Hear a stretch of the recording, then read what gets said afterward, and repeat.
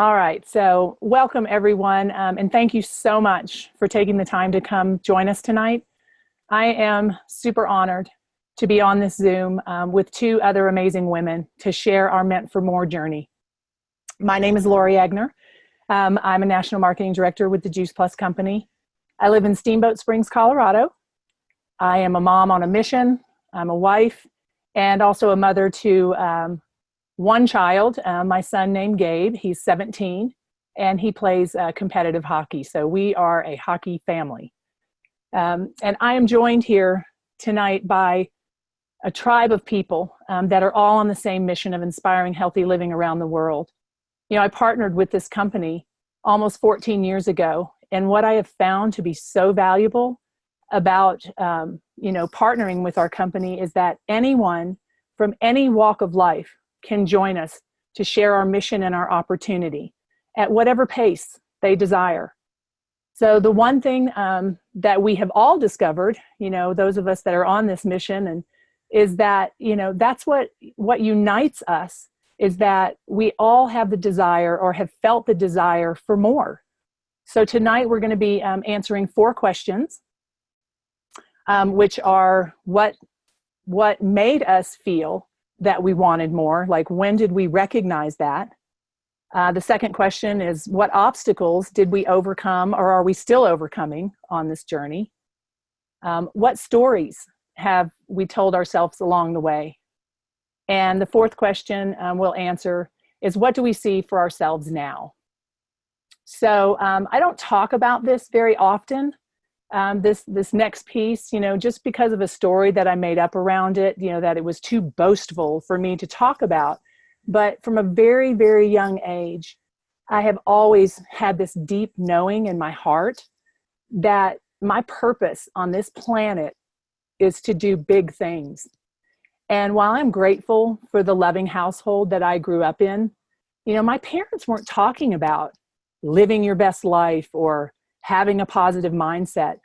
So even though I had this deep desire to be more and to have it all, I didn't feel like I had that kind of guidance. And until around 1986, when I started to watch the Oprah Winfrey Show. Okay, then that might sound hilarious to you, but it's the truth. And so that was a show that, I always say I grew up with Oprah. I mean, that's where I was hearing other people talk about, how we could have it all and we could live in all possibilities, and how we are, truly spiritual beings that are having a human experience. And when we committed to growing ourselves, that everything around us would grow. So that basically kind of leads me into this second part of the question, which is, what obstacles have I overcome or am I still overcoming? And that one's pretty darn easy for me because it's that little negative voice in my head. I, along this journey, have worked and found simple self-care, what I like to think of as self-care tools that, have helped me retrain my brain. So things like daily affirmations, I have a regular yoga practice. I do monthly massage and energy work. And it really has helped me create a more positive, confident self-talk, which then raises my vibration and helps me to attract the team and the things that I want in life. So the stories that I told myself along the way, I'm sure some of you on this Zoom can resonate with this, were things like, well, what will people think? I'm doing this home business and I'm sharing fruits and vegetables in a capsule. Who, or maybe, who does she think she is? That's another story. Another one for me has been, well, what if I don't know all the right answers? What if I don't succeed and I let my family down and my team? And am I even really worth, am I really, worthy of having it all? So fear, which is false evidence appearing real, that's all that is. That's fear talking.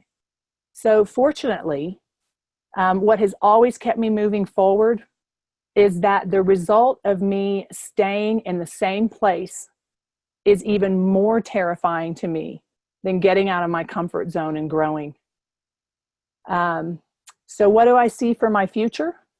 Well, having worked on, these things that I just mentioned, and having the mentorship that I have, and the tribe of people that I talked about earlier that are here to support me, and the company that we have and their support, I see all possibilities, with a positive mindset. It's just, anything is possible. Like, the sky's the limit. And I've really allowed myself to start dreaming again, and dreaming big. There's just, it's limitless. So, the reality for me there too is that my son is graduating high school this year. And as I said, he's our only child, and so what's fun is my husband and I have been visualizing and planning for our next life chapter as empty nesters, which also includes creating the income that we need through this mission of, sharing healthy living and inspiring healthy living, and building some wealth as well. I see a legacy business for myself, and being debt free. That is certainly on the list. Anyone that's on this line that has children, whether they play sports or not, they cost a lot of money. So for us, as I mentioned, my son plays competitive hockey, and so there's hockey debt there. So, but I know that through this mission and this company that I can continue to build and pay all that debt off and retire my husband completely, so that we do have the time freedom for us to travel even more than we already do. And part of that travel, I'll just share with you, includes some Airstream living as well. So with that, I would like to turn it over to Wendy Stengel.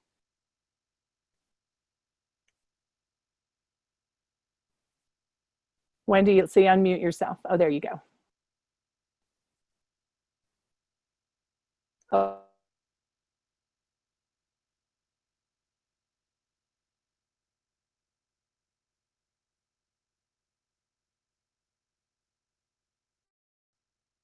Can anyone hear me? I can hear you, Gretchen. Okay, so Wendy, we can't hear you. Let's see. Let me see if I can.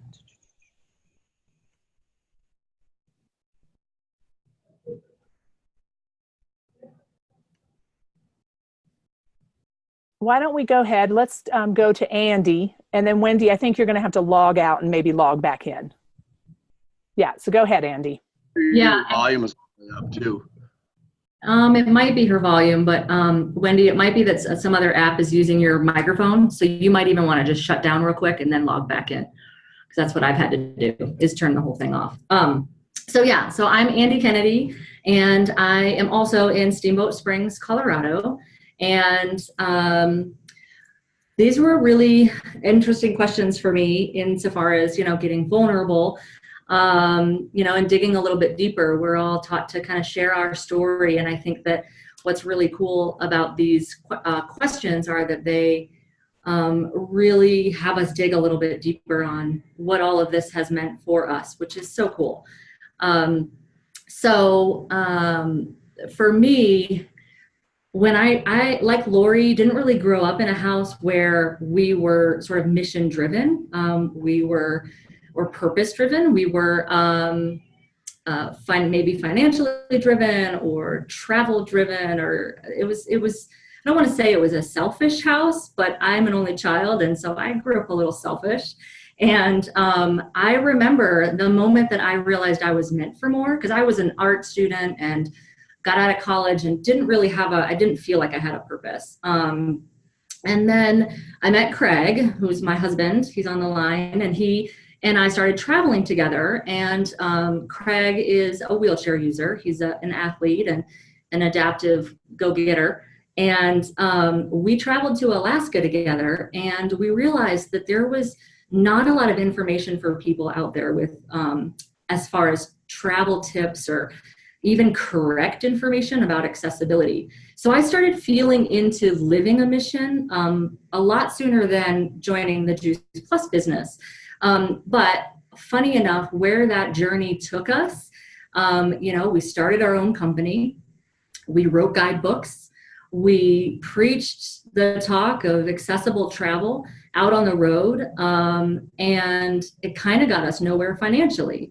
So then we both kind of put that on the back burner and went to work for a couple of nonprofits and continuing to be mission driven, which was awesome for me. Mine was environmental, and I got to get back to what I liked, which was really helping Mother Earth.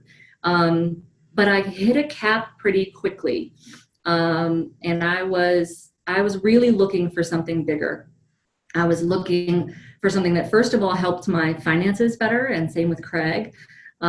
We were kind of both at the ceiling of our jobs, and we really just weren't ever going to make any more money doing what we were doing. Bottom line, working for nonprofits, Craig always says it fills your heart, but it does not fill your bank account. And so I was looking for something different, and Lauri dropped this in my lap, and it made sense to me because I was burned out in the rat race, and I wanted something better, bigger, and to be part of a bigger mission.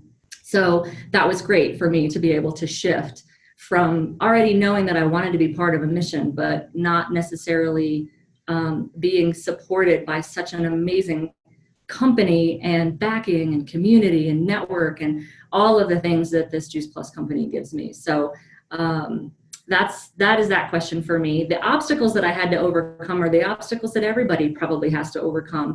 A lot of the same thing that Lauri talked about: belief in self and fear of success, fear of failure, whether I deserve this, whether it has to be perfect, and really going from thinking minimally to thinking expansively was a big shift for me. Thinking, at the beginning of this business, we teach newbies, this is all you need to get to this next level. And I have shifted that with my team that comes on, is like, no, like, just share this with everybody, because it's meant for everybody. And a couple of other things that I wrote down were that I can do this all on my own. That was a huge obstacle that I had to overcome, because this is teamwork. I just made a new office. I'm not in my home office right now.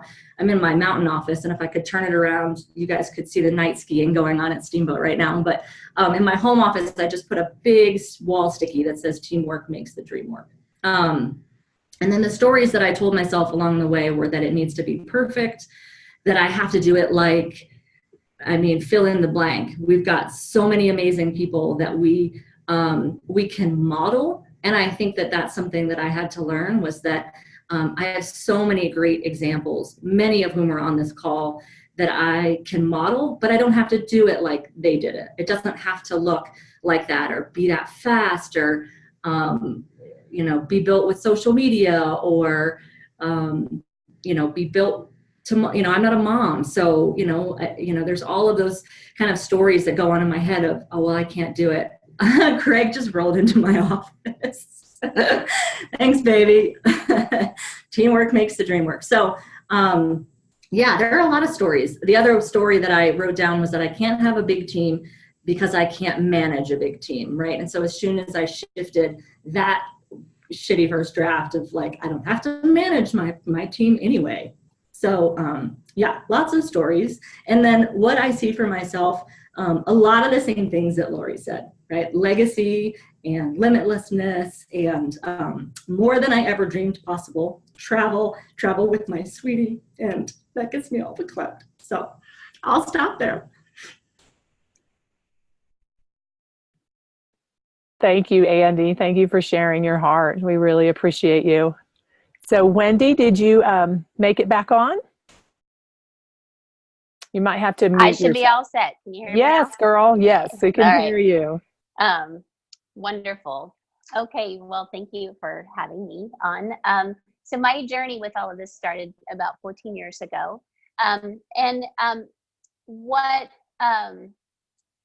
My mindset has really changed through that time span. It's a long time, for 14 years, there's a lot that happens. And so initially, well, I guess there's really three parts to what made me think I wanted more. One of the things is that when my oldest daughter moved 1,800 miles away, that began me thinking, and like Lauri, my youngest is now a senior and getting ready to, it looks like she's going to move to California. I'm in Texas. So they will be on opposite kind of ends of the country. And so I want to be able to get to them. I mean, without really having to think about it. So that was one thing that really was a huge motivator for me. And then another piece of that was 4 years ago, my mom had a massive life-changing stroke. It changed the dynamics of my family. My dad went into retirement to care for her. And I, really know that I want to ensure that they have the help that they need, which is significant. And then the third part of that is wanting to live my life without worry. I look at my parents and their struggle at this season of their life, and I don't want that. I don't want that for me. I don't want that for my partner. I don't want that for my children. I certainly don't want it for my parents. And so those are the things that really kind of made me go, wait, no, something more needs to happen here. So mine is more about, a sense of need, I guess. What obstacles have I overcome? A lot. When I started this 14 years ago, I was in school full time. I've been a single mom for, 17 years. And there have been a lot of obstacles. And I have raised my daughters. They're beautiful. They're strong and inspiring young women.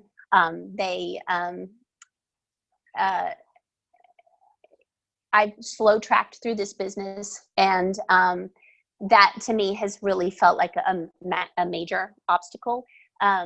Although, we each have our own journey in it. So I just didn't always move through it as quickly as I wanted to, because I felt like I didn't have time. I didn't have the resources. I didn't have the connections. I didn't have this or that or whatever. There was this sense of what I didn't have going through the process of it. So, that kind of leads into what stories have I been saying to myself along the way?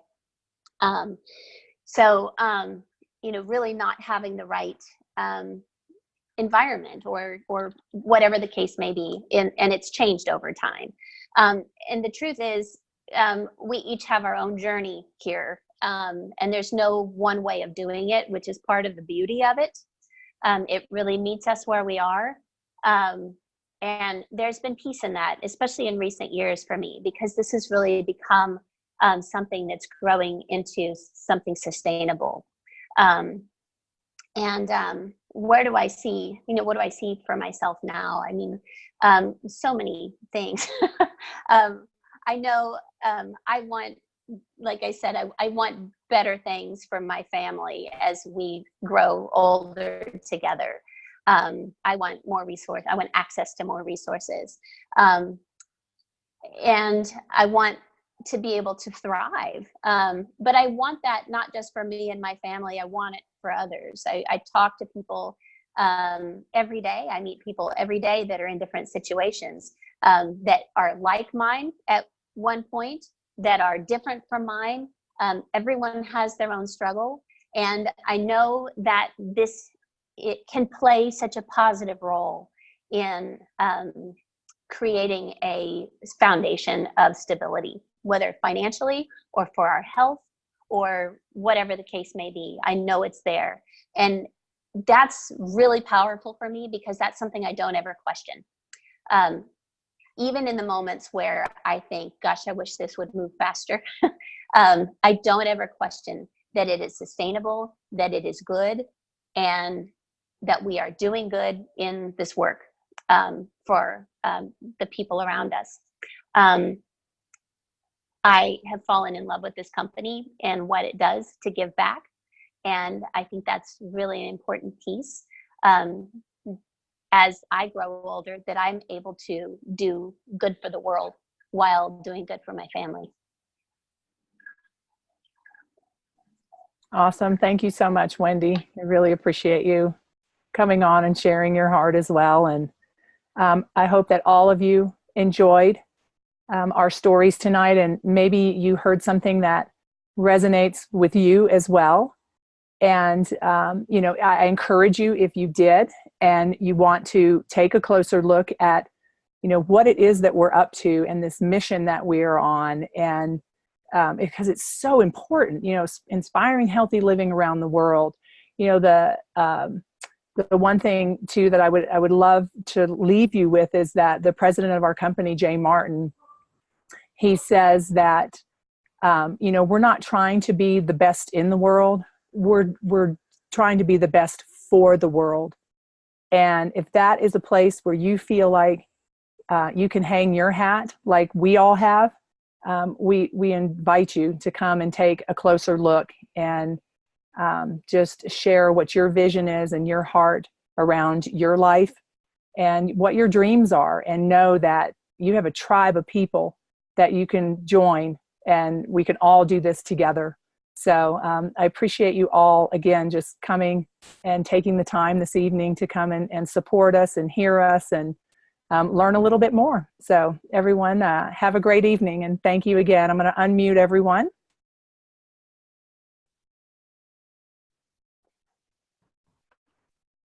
Yay! And Craig, he unmutes himself first. I love it. Nice job, everybody. Love those thank stories. you. Thank you so much. Heartfelt and real. Everybody.